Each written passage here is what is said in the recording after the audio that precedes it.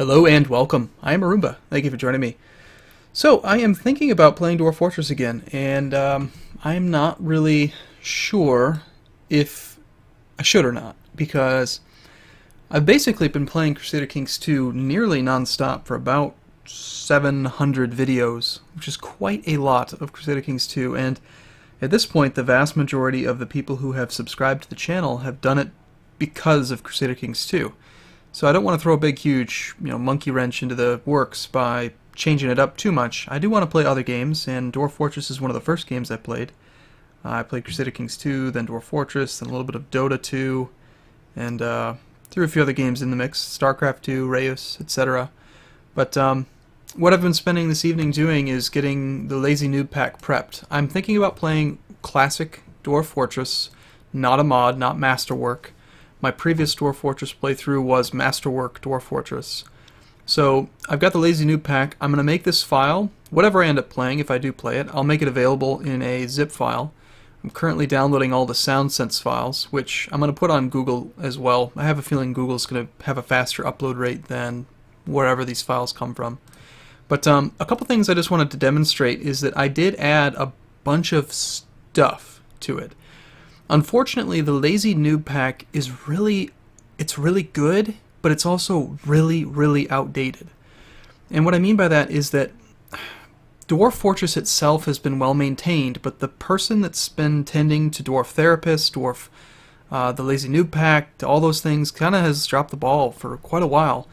And if you just download the regular Lazy Newb Pack, you're going to get some really outdated files, like the Dwarf Therapist that comes with the Lazy Newb Pack hasn't been maintained for over a year.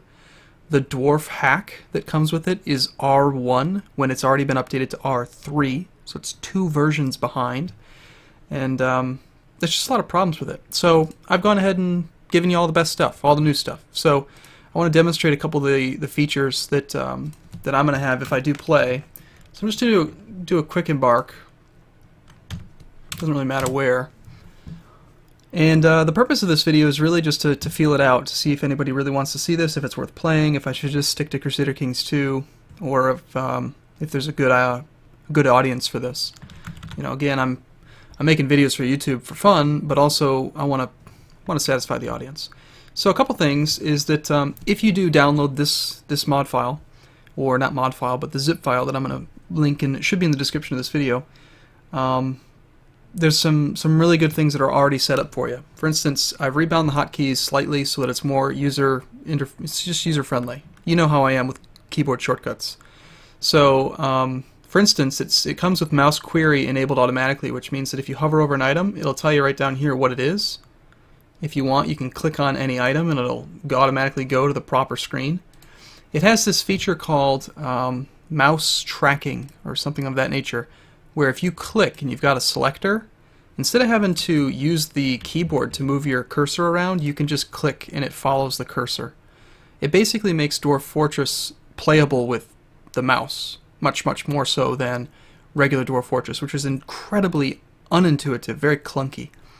If you hold the shift key down, you can use the scroll wheel to zoom up and down through levels. If you want, you can right click to just kind of jump around the map a bit. If you have this thing open here, then if you go 5 tiles in any side of it, it scrolls kind of like an RTS game. But some of the other features I really like is, for example, let's say that you want to designate something. Like, let's find some trees. Let's say we want to designate over here.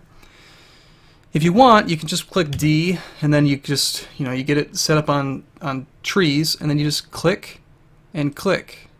And then P to select plants, click. And it's so much easier than regular Dwarf Fortress. I can't believe people actually play the old, clunky, boring, in my mind it's boring, but some other features as well is you've got the ability to do things like, let's say we have a stockpile, like we make an animal stockpile right there, and then you click on it, right, and you want to edit it. So there's things like in the right hand corner over here, right up here, you can see it says auto trade. You can label stockpiles so that when the caravans arrive, everything that's in the stockpile automatically gets flagged for trade. So you can just, it's so useful. And then, like, say we're in settings, I've rebound it so that the mouse scroll wheel can scroll through items instead of having to use plus minus or the down arrow keys. Pretty useful. Same thing on the unit menu. So if you're here, you can use the mouse wheel, scroll. And what else? There's bound to be other stuff. There's a whole user interface for the stockpiles. Control K pulls up a brand new search interface which lists all your items. It's much, much better than the default stockpile menu like this. You still have the tab to enable search, and then you can search from here, but the new one, the Control K, is just much better. So this is really quiet. There's not any music involved because I haven't downloaded all the Soundsense files yet, but just wanted to put this out there, see if you guys would be interested in it, and if so, I'd look forward to seeing you in the next video soon. And if not, just let me know. I'd appreciate some feedback. So thanks for watching. I look forward to seeing you again in another video. See you soon.